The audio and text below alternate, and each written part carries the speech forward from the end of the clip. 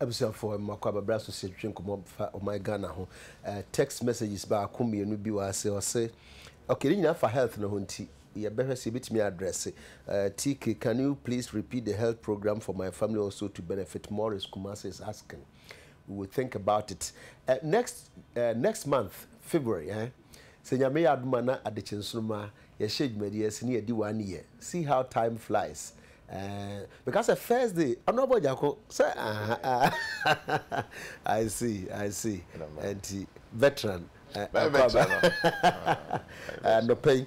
You know, no kind of wedding constitution. Ebremo, I'm not women will let Martin Jaco and the Macano MP. I also West Wogon constituency. Next. Nti ano abobe de obeto party amayana ana ye ntoma ho na monto na good also to my but dey okay you beto my ho all right honorable ni ambassador Namwale MP for Ladade Kotopon constituency honorable has honorable Akwaba thank you apombo ko de me na doma apombo honorable she Ghana ntoma na ode apomata de they say no na e kontu bia ye moden se ni per 1000 epama mu akasa munim de ekoso ha senti ye nyina ye ne kakra saa na chese ye koye ni mu ano no ubetumi de wadwe nkyira aba 1441 so na yatwetwe enkomo dwumadi yi so. Government must manage economy well. US ambassador say next all her business day anymore asama American ambassador or kan no was say nka ye to tue sika sem yi a kono ususa within 6 months in 2015 was nka Ghana besesa ayampa anase say last week story bi by yesi Ghana yesika ene Zambia for de no just all Africa ha enye eya no kresa na say no kresa ni sunsan so ene say occupy Ghana for say Auditor General enkrofo ma tip of leak na say ohia hwehwemu na ebetodwa say obi wamfasika sama to 2 year sa de na wose yetimi sore na yesika na akudidi nkrofo nsem no yeje na mo so mama na ultimatum tese wa anye sa adwuma no do kokko we yehia se kokko tansa na Auditor General no owo mandate bi sese oye hwehwemu wi a yetu anamon na yesika yesi yehu baby afa na se obi ede afa kwambone so no yetimi kwaji yesika bren ya na we ne nkomo anopai ye twetwe ewura no amom akwa badada nti ma mention asem free honorable eja akoso honorable Ghana must manage economy well. US ambassador obi bisa say na we so nasem asema wo kan no edimu wona ya adwen so say nka ye tutu yesika sem ya nka within 6 months nka yesika betimi adane yesika sem yo tike anopay medasi se wato nsa frame yo na machia ahwefo nyina the titru machia mempeso asofo ayawa so west wogon adisia omada roma ene miye mrashe bedwam ni ewo parliament me do mase se omoda tabache me fasa akonya se sakre hu faso ani free enra ye small program be launch ye inaugurate ye Nasara ayawa so west wogon for Nasara ye for fe I'm say UT before crack back by okay meda Nasara coordinator ni party executives ni omo nya kwan be so mu ma adwuma no ye nyina meda yewura Dr. Baumia se onya kwan ebe kan ye ho party mpanyimfo mo be kan ye ho nyina medo mase eyem se enura ye ni kan papa ewo ayawa so west wogon na ebe toaso ekosi nkonimdie ebe ye MPP dia dia ubisa first ne se na American ambassador obika eyem se obika se die tie bia no se omuntu sika ho kakraka ho aban sika onya oman mu no eye aban eye taxes aban je eye bose aban bo ena sika omunya as grants every day from development partners so America aban etue bi papa enti no se bibi koyi enkoyi a enam se ni hu wom America aban anasa America fo sika wom lunti no eto de bi enye se eto de bi a edika eye nanka wa wo so wakon hu masika wo hwe so yi nanka onko bobosi emfiri obi aho a ana onko sire bi emfiri obi aho a ene na obi a enso nya ahotoso obi a se obeba be kan bi a kire wo enti no the American ambassador can say government must manage the economy well and no kire say implicitly and I say all can say and the kire say government is not managing the economy well o se ye ni ye uye ni ye a ahotoso obeba and no kire say ye ba bia ye timu ye nya ni ye atike ubama me 1 minute hwe ma Ghana for remfi say MPP ba aban mu after 19 years of NDC no na Ghana ye gina bre ye a highly indebted poor country na babia aban no de ye akosi no tike enfie motwe a yewura kufuo ani MPP aban bedi so no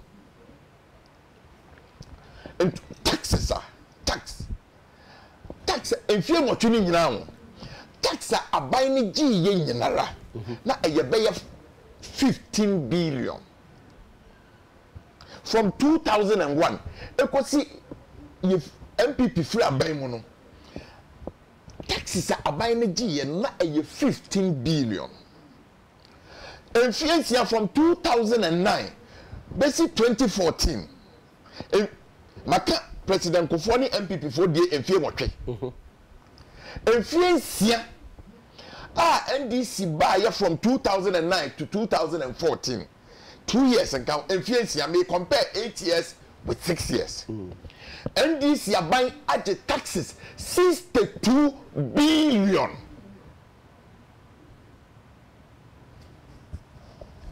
the participate 3 times more than the MPP AG ye ba abamu enfie ngotwe busia ye kwaji ye nyina busia ye nsaka ye nyina na eye just under 5 billion busia ye kwaji ye from 2001 January 7th kosi 2009 na busia ye nsaka eye be $5 billion in 8 years NDC aban baye from 2009 to 2004 6 years busia aban abo eye obeye $27 billion 27 8 years a MPP tina akonya so gold export gold mines they aka hu nyina export to ye sika na enye ni nyina na ye bia but it's a balance of trade payments in the account yenya 9.1 billion 6 years NDC yenya 25.7 billion tike sika bia a free yenya independence as Republic of Ghana yenya bigda onyame di Ghana for afofie ma 2007 President Kufo aban so onyame ye yadum ema yehu crude 2011 and yes 32 year sa 3 years ye aban a oteso NDC President John Mahama and the NDC aban enya over 3 billion sa sika no every 2011 and ye start nya sa sika no o man mu ha na sika no ye nya bi da e wo man mu ha uka we nyina afua na sa America ambassador ka say ade no munya ni ya na eye abrahu sam babia ye gina enai supposition ne say aban manage ni ye Enkadia ben.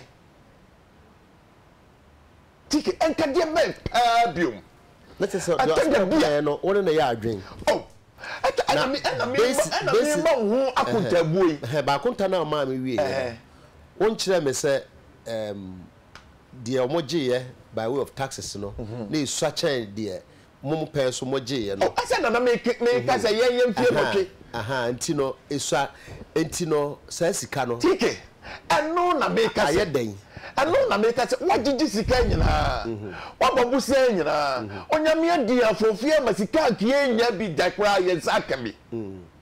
Anso enne obisa ban mu a aban has no budget. Hwe budget ye 2014 I twamwe. Apart from sika ye de ma se yemfa ntuatuaka. Sika ye de be service and as administration. Sika ye de be capital expenditure. Ebi akọ.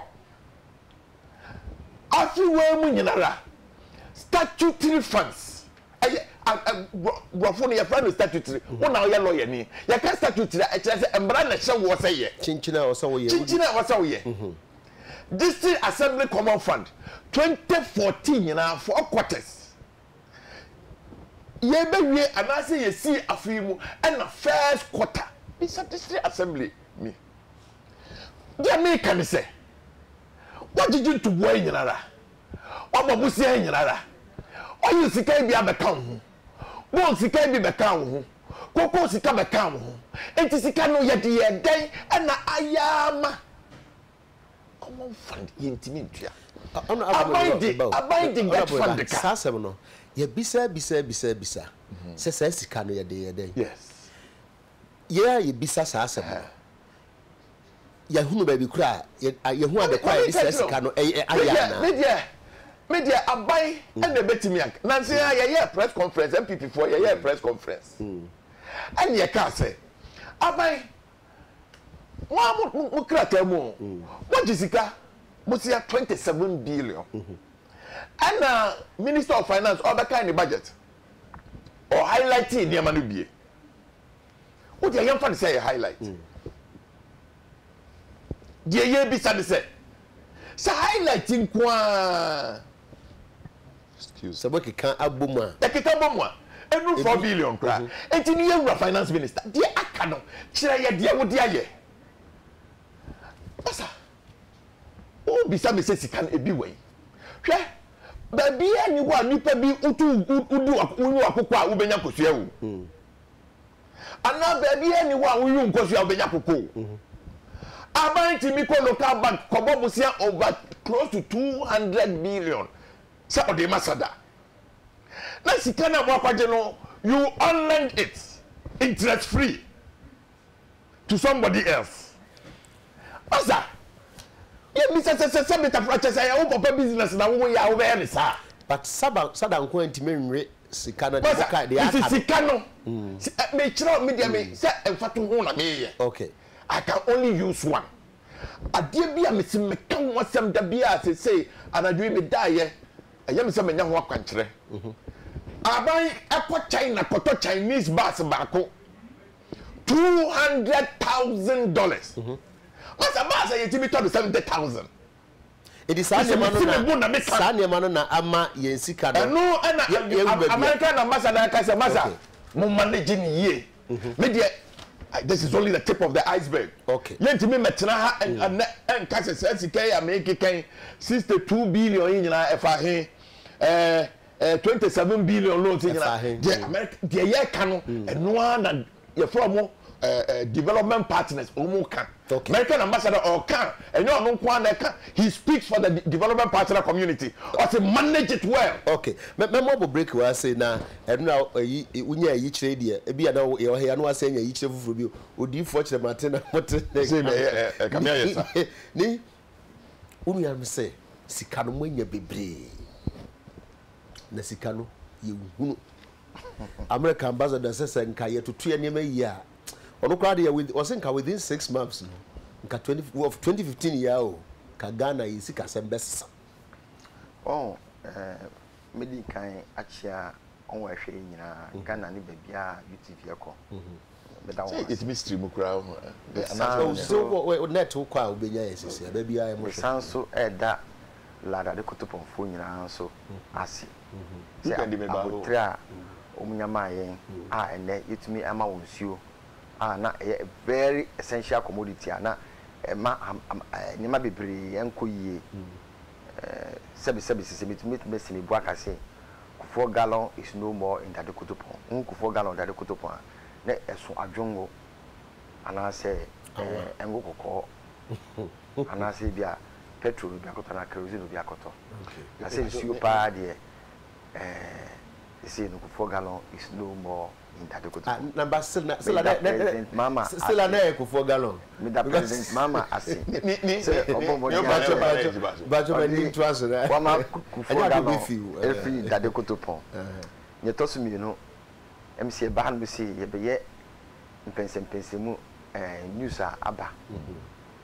na enye the propaganda ma prepare ofie a ehye mbotoma a journey by train amakosua a football match ntimi go do we say na yes journey by train me hu say me capture sa composition no so a journey by train ye go train man at train ko say me twa me na ko football mo na me start here na me throw a football match on sem as I say what say oh ukoye exams what say oh a journey by train metisasa na as well was abde ya yete here ye can MPP4 omo propaganda strategy ene on be stream on the airways and this week on be stream on the airways no e ya paper na menia ejako prepare no everywhere on one paper everywhere you go no ene this week meaning how maybe up to Wednesday this is what they are going to highlight on. Really? It will be a book and the party must have one man. And I make a choice. This is typo. This is what we are going to say. Oh dear, no credit. After UTV, let me say UTV the first place, and I say yeah. Let me say I started morning show. Say UTV, and wherever you go, no, you will see it. This stream. Peace. You know what I say? Osi ya jisika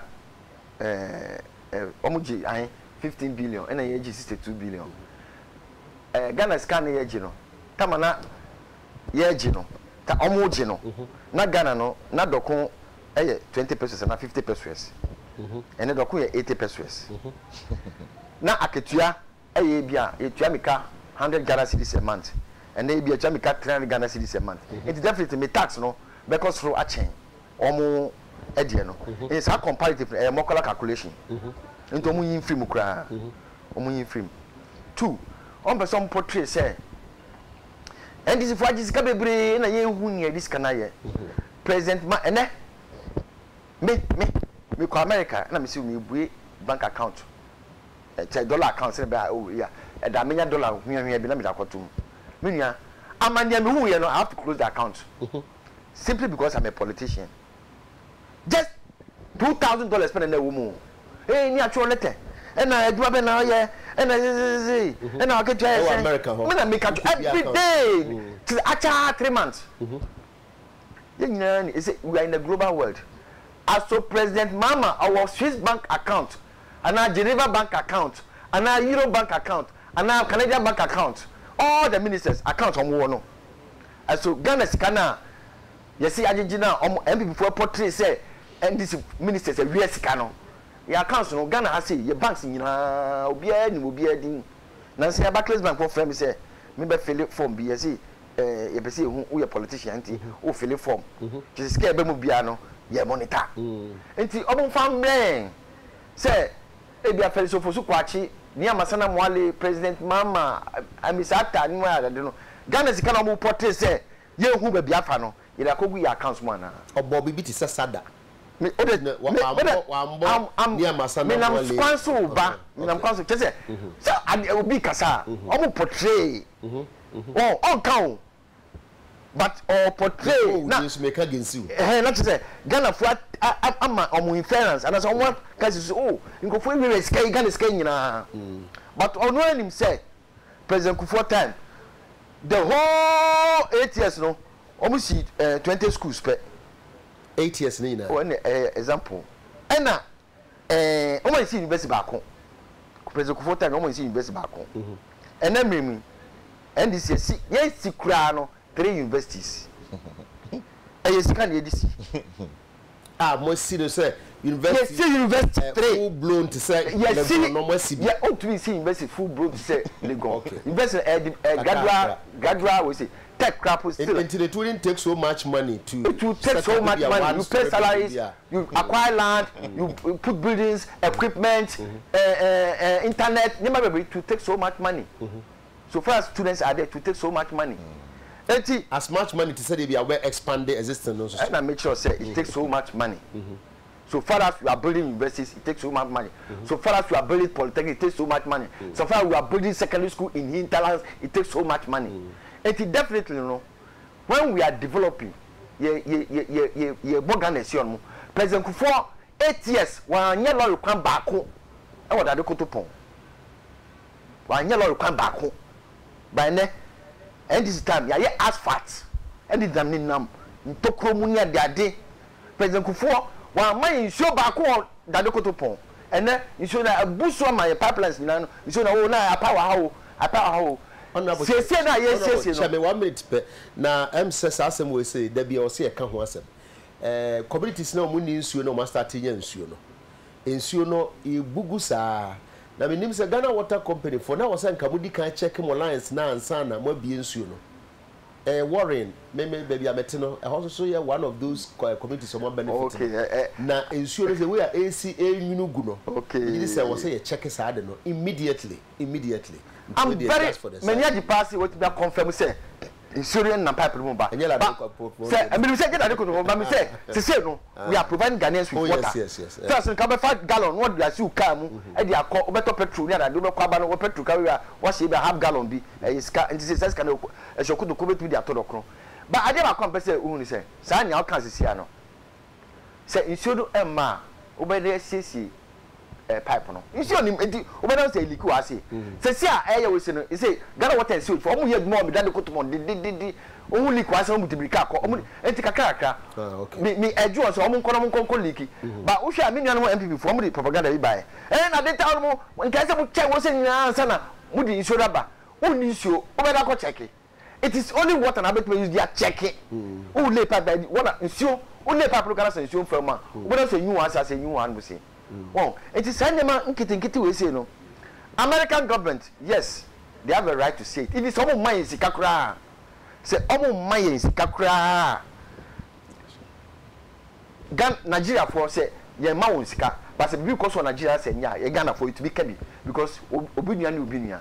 Say human right abuse e cause for Ghana say American government or honka so kan. Say ni man cause for say American government won so kan. But American government say kan no. O say no. Ya ho chire in 2014 e no kre ma admit president ma admit ndc fo nyina admit and also NPP fo tikwa pai see admit na come person mo kan no me admit ya admit say we had challenges and those challenges no were those challenges no we are fixing them. The dollar is coming down. Dollar could do 40. Hey, na dollar over time we say now body jaws na ye say go from yes you Ghana for munya butremai. The dollar has done, the CD has done very well.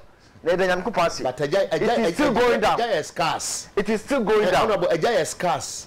Yes, it's perfectly when ye. Oh, scarce bar. It depends on crocus fee. Or temperature that or scar no. Any permanent. Or Africa, tropical Africa, was scarce no, be permanent. Yes, you are. The scarce tells extra say, oh, and maybe a tremono. Sasa will say, by the Bomadazi, next time empire. Now, they are American say, young name say, statutory fund. The president came out and told us why it is so. Meaning, Jacko, any MP before you know, oh, we name. Why it is so? Because in Nasi, you're watching Zika Yagino, and to me, and no soon chia at my 4K. Ghost names is ye, so that they be a ghost, they be an abaromoba. Now, ghost names, no, and you're buying that it goes in public and civil servants. baby am hwe ye figure tom print ukọ gba o de tom print aye no omo ye be say 1 month bi no the next month no you see awomanati asai because omo say omo ye say be say wa obadwuma na so omo adwuma na say be omo e badwuma omo bi e say the another we see aba say head of department or be trust say ampa esimasi so omo answer na ya transfer usika diako bank many anom omo ni mo but because someone who say na yesi kono someone yes animal say am desi and an say Ghana for adwin and dan Ghana for adwin 2060 be ka ama or press conference somewhere no to me it's needless in case some we cry because the obudesi enya no one person honorable Ejako Emmanuel Chiremantin Ejako MP for Ayaso West Wogon Nyami Krum e da dekotopon MP for that ono can just write 3 lines to the Minister for Finance Brabebu Sankunte yi emaye in parliament obetimi afere manaba because why the press conference omo church again afo so because they want people to see say omo wo ho na omo parrot who say omo communicators they parrot or tinya Ejako kan ya o de always nyina that's what they are going to repeat but the same with NDC. No. Yes, NDC, our communicators are independent. Oh, sir. Yes, they are independent. Very independent. We know because NDC for no. But there is uniformity in the independence. Let me tell you something. NDC, Otie, Okai, Ohu, what I'm mentioning, or verify. If you don't call near Okpa Ghana for Koya. Omo esankuma ko fa voter lake over pass bi odiko to na engwase kana we yefi in Facebook wall no I engwase kana you are supposed to na engwase kana we don't do that because even that thing I buy no I thought it was true you ever occupy Ghana no so because of my sanima we say no American ambassador no asema oka no and ukra trodo or woni yen akire yen kwan na say be all those who are managing the economy no bia no say oh this time around no 2015 say to me there one but if you can bat woman bat woman say labor for anchor strike say labor for na strike around the can be a strike be say chance fi Kumasi all the time 90% opa NDC buy all the strike start from Kumasi bila make sure all the strike GMA4 they say start starting from Kumasi I started from Kumasi. I'm telling you. Check. I'm just unfortunately, no. All the where American ambassador Akano, where American ambassador Akano, one I'm fine. Business day on Swaka, but in conform to who says strike a bar, a bit massive economy. Atman, BBI Basano, they will go and do it. But so I'll give you a prediction. They will do it. Who will go and do what? Those labor for no, they will go and do it because they know that if they do it, no, entry may achieve the prospector. Yeah, business they are. I didn't labor be gaining. Oh, now don't you know? They rather gain more, say, or may you to choose. Don't you know? Don't you know? I don't know. Oh, they act like a political party and like an opposition political party. Labor. I'm telling you. Oh man, when I was a minister, TUC wrote a letter. I decided to ignore it. I know they act when we were in opposition. Yeah, demonstration form. I told them that more than somebody had demonstration, but you are not doing it. And it's about power now. Strike here, strike there. President in the bush of the maybe minister. I can say it. It is political. I want them political. I want to and this be free bemu. Now NDC don't free mu. Oh, say as labor union. Madam for me labor no me do a church when I was a civil servant. Me do a church. Let me tell you something. Omo ya red band. Hey. Me ka ku fota one by say en strike. Omo di red band be na because matem mu fia no say nko. Omo so na ba ku ba so na so we NDC. Some of opposition. No, I was in a civil servant. But I mean one pa because me do it omo nyema no. Oh ya press consultation. Now I buy my scar for consultation. Now I'm fine for no Casania. It's a mouse can now only telephone can go strike no. Maybe I buy. I'm telling you. Really? Labor for allegation more do because and then don't give them for consultation. Mikasi bribe. I say consultation. Consult no munya strike no. Let me tell you something. Omu ni omu membership, crap omu ni omu address. Oh, tell you small no. They don't have their address. Very serious. What am I telling you? They don't have their address. I see.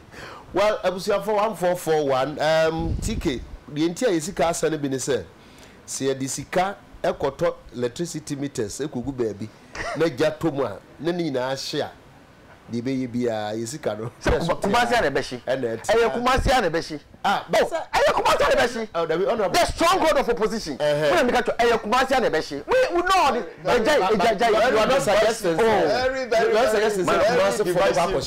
kumasi for I'm not talking I said the opposition stronghold could burn exactly ba if you gaso share if you most share if you supporters be breho minka say all right we say kumasi for nyana me say the stronghold of the opposition exactly ba if you exactly ba if Africa's West currencies occupy Ghana gives AG ultimatum to indicate how embezzled funds will be recovered. Yankani ina mum na. Pacho, mami come back na me chire nyama mum kakra. TK. You better have no pay. Nya na ma ali o kan nyama bia. You see me NDC for suban bi wo mo so. It is unfortunate. They don't bibia in their quest to gain and retain power. And yet then, and senior legislator, Sabita Fracha, maybe first time, first time, senior legislator, Betina radio, so Betina TV, so I can say, the labor movement is an opposition. Sabita Fracha. I never said that. Or say political. I never said that. I never said that. You said it is opposition. I never said that. And I will say more NDC for the more. Then they are opposed to you. Yes, that's why I've been saying it. It's just like the Ghana Bar. I stand by it. The Ghana Bar Association. Number two, also when we are look, let me tell you, when MPP was again, they said they won't do politics again. When MPP was in government, they said they won't do politics again. They won't comment on political issues, but only social issues. Immediately, yes. When okay, Emma, Professor Fiscal, to stick proof. Go to stick. Oh, go to Ghana Web. Go to Ghana Web. That was published there. Go to Ghana Web. But because we see somebody here, but he's now accused and said labor leaders did this buying her. As far you see. You have to listen. Okay, sir. Consultation. Consult their members. And then you go this is the accusation to the labor front. Now this is for Obia Thomas Mukroma. Dr. Form Palmasam. Lawyer Form Palmasam. Dr. Form Palmasam. Labor Form Palmasam. Honorable. Can't say all draw that statement. Attributed to Obia. I should withdraw what? That statement. That's what statement should I withdraw? And it's from cancer. Oh, come on. Okay. And it's from cancer. Don't let people infer. Okay. One of them. Say what? When you kasi what? Okay. Also hear it there. On kasa energy. Nanya end is for the kind. Okay. What you say? That's how banyi. Ono edru so na se opetumia.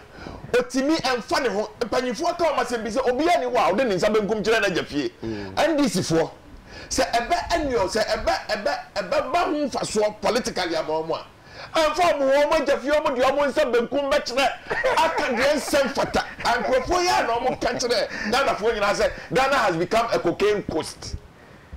Shame on them. Now onyame on tise nipa dasani and na o mo de ebon eye fi aye tan kura chan de asi emredie o mo de a bon can say VIP lounge but be a president fa ekwa brochire yetimi di cocaine fa ho aided by so-called, that is what the lawyer said, high government people in public life to take cocaine. Now if it's America for ne omo de omo ntie eh mutimi di cocaine fa ho who knows what they will take omo de be fa wako. The point I am making is this: We know. Just for benefit or mobile can be. I mean, dear me, that's not how I make a ticket. Respectfully, my name is focus. My upsetting on the ticket. My focus. I'm focused. I me better. I can't. I me better. I can't. Come on, on can't you get from Mojo? I said, "Dear man, I am correct. I am correct." And I said, "I am correct." Maybe sound a question. I am correct. I said, "I am correct." Also change the move. Say expenditure no cost. Expenditure. And this is when they started single spike. And this is when they started single spike. Oh, 90% of tax revenue goes into Omobwa. Some 70%. I can see any credit. I can see Omobwa. I see any credit. Sir, I know no boy. Oh yeah, two different things. Oh sir, in parliament two case obi boa. Where the parliament? Parliament legislator. Okay. Now I parliament legislator. Oh. Nah, the American say, "That of what you sir." Bible also to whom much is giving, much is expected. To whom much is giving. Yeah. Me the America say President Mahama, then candidate, Vice President candidate Mahama, 2008 IEA debate. You were Mahama be na no catch say abai the abai betimi aya ne say me buy Mercy school, Mercy my kwan, Mercy hospital. Or it is an exercise, that is his word before kind. Or it is an exercise in mediocrity. And the devil and this for catch there. Osi abai bi aba osi school, abai bi aba osi kwai, abai bi aba osi hospital. Enti no say MB before mu 8 years ago betre the record that the moment me account say yes school, yes hospital. It is an exercise in mediocrity. Today TV so make catch His Excellency the President. Say the aba omo fiase ye na watwi mu nyina no ono no ka say obi aka ne de. And this for this if we now what you hear the other can say you see hospital 20, you see school, you see university. I am saying may remind His Excellency the President. Then he was a vice presidential candidate. I am today His Excellency the President. I am reminding him it is an exercise in mediocrity. Honorable Aya, so as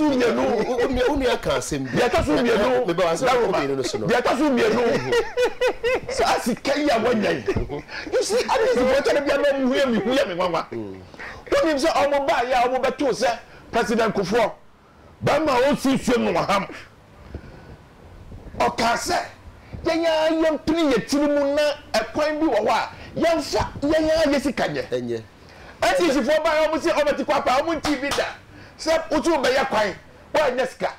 I buy Jessica. I basically for Toma. To send me savings. So, ticket. Now, more, I buy a budget to open the trim. Say, I'm not for to wow more the Giano Wayne. I'm a debate. Yeah, you have 15 billion taxes. When you're 62 billion, still, Bank of 4 roads. When the home was the answer, still, it is not completed. Management, you know, and as a mismanagement, you know, a bit but air cost dear. Gang of in 4 air. I want him minimum. When I catch me, so my man for visa. A fiancé, mobile 62 billion. But when we can't say, we miss out now or memona them. Sassamana kind of person business if it doesn't cure the doubt now, or say, Moji 15 billion Sabrina. Now, most swagger the doa.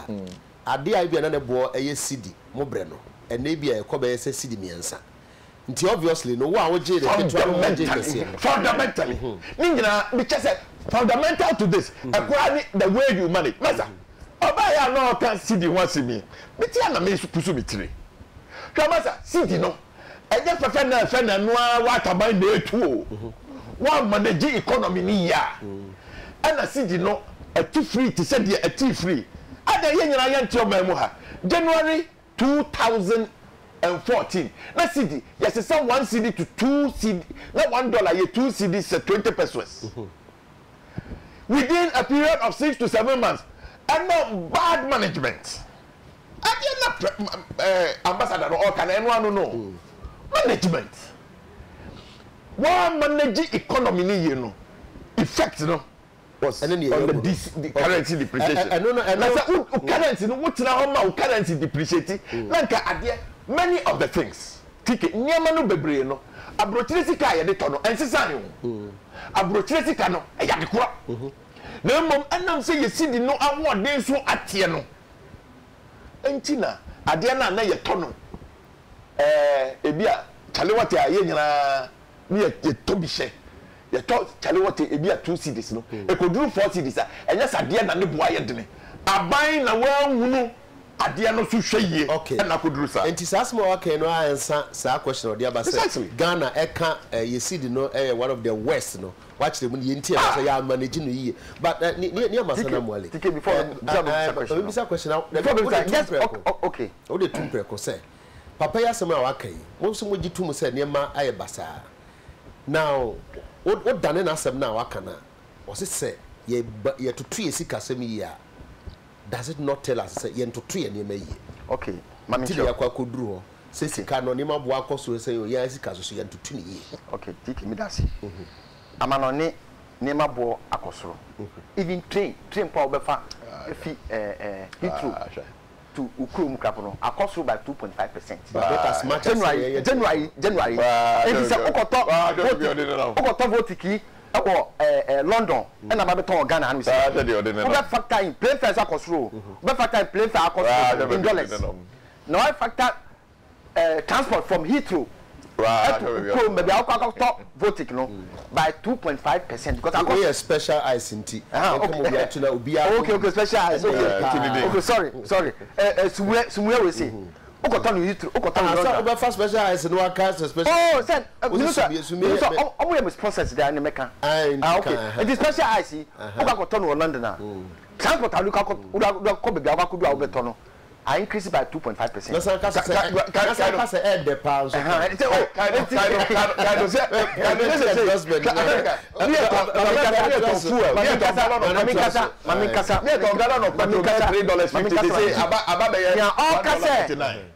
Sikano NCSI no. I cut through marginally. Yes, marginally. I cut through marginally.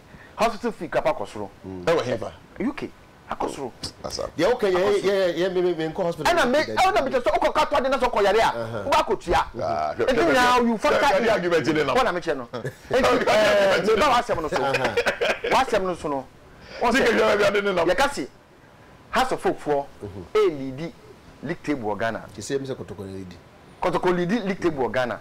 Say Kotoko football ye pa. On the fuck up no. On the fuck league up no. Omo lead you. Some boy here no say Kotoko form bubble you.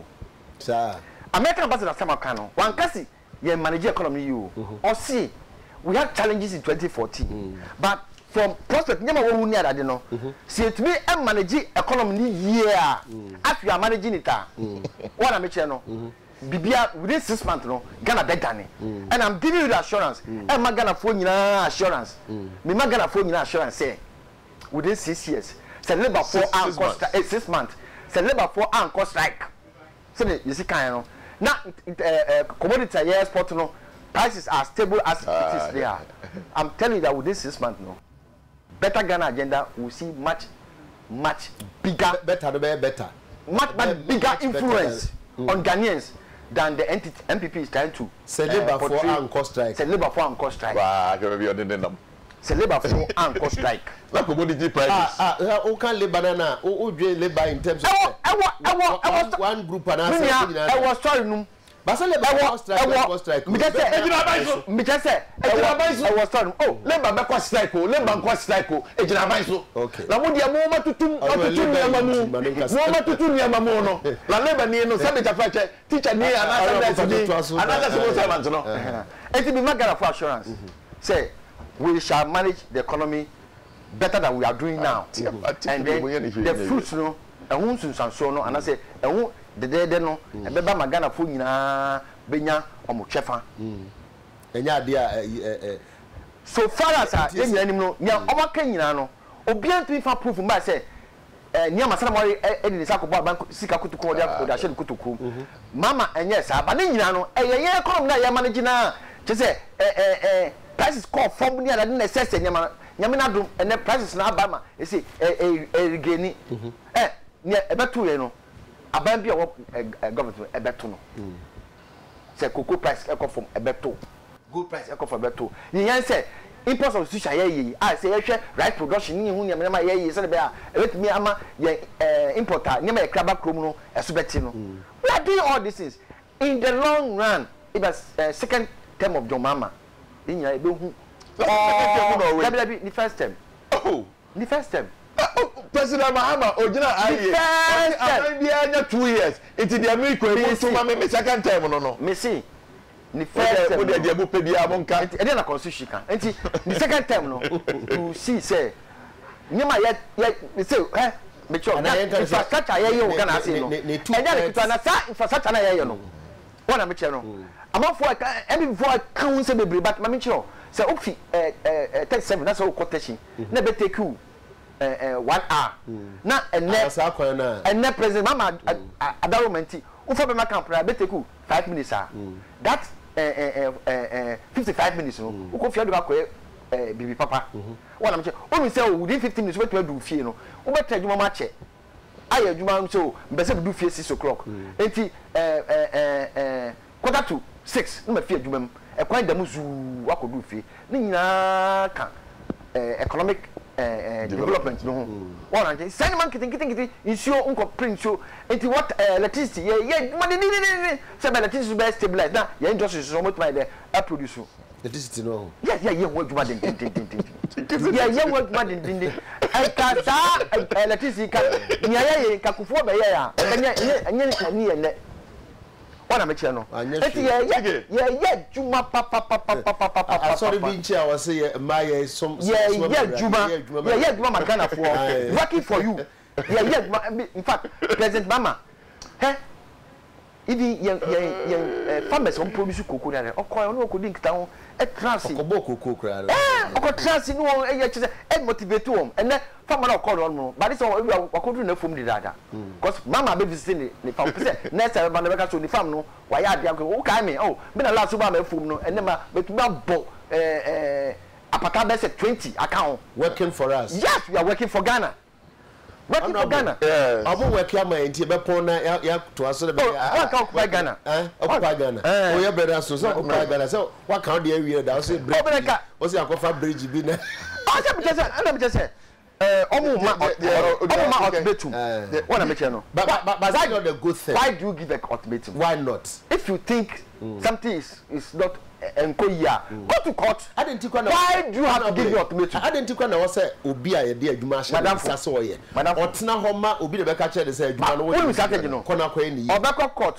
Oko luzu a no any political. Oh, it's part of the strategy for. Let's say man a wing of the NPP. When you occupy Ghana. Hey, they are imagine for na occupy Ghana. There's some common that we occupy Ghana. Oh yeah, the same occupy Ghana. The same occupy. But no, the same but you see what thing as more cannot say sense and I say don't correct. Oh, to me not here. Oh, me can see there's no sense in it. Nyame can say they can go to court without making noise. TK. But you think it's political. You want to make it political. So you make noise. So when you go to court and you lose, you come out and us, say, oh, and the corner, and this is for oh my Abama, yet to win the case. Go to court. You can go to court on the file. I know them. Minimum money to brenda. We're not where we are holding to know. We're clear, you know. Occupy Ghana, dear. Since the day you can want to say, I'll say ultimate one of you said, and can say, commanded no one. There be none go to court straight. You don't need to. You can say, I'm buying a Juma. You can ask, say, Aduma Wuye, all the issues until you want to say administrative justice. The name is Commission for Human Rights and Administrative Justice. Number one. It's a binary who say sometimes administratively they don't do right. Okay, so ombudsman. In many jurisdictions you can go to the ombudsman. Yeah. Why don't you go to court directly? Why does in governance there is that stopgap I didn't follow them for not going to the ombudsman. Ombudsman, I don't have any problem because that's where they are supposed to go. Or they can only issue statements say but okay, ultimately say yes. You don't need to say that. Why don't you? What do you have to say? Why? You are threatening. What do you have to say? Threatening this. I don't know. So, yes, I do say. And I say, why do you hype you're going to court? Go to court. Don't hype you're going to court.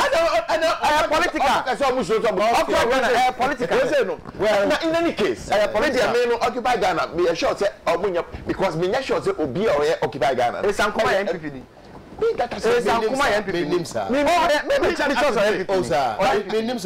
am saying is that you're a lawyer or in the Juma. All I am saying Ghana fan of because of MPP member, because of a member or MPP supporter. Oh, sympathizer. Because the Facebook page. I read him. Because the Facebook page. I begin to use black voter. Photoshop picture okay. But is it not a matter of concern, say? Honestly, be hano.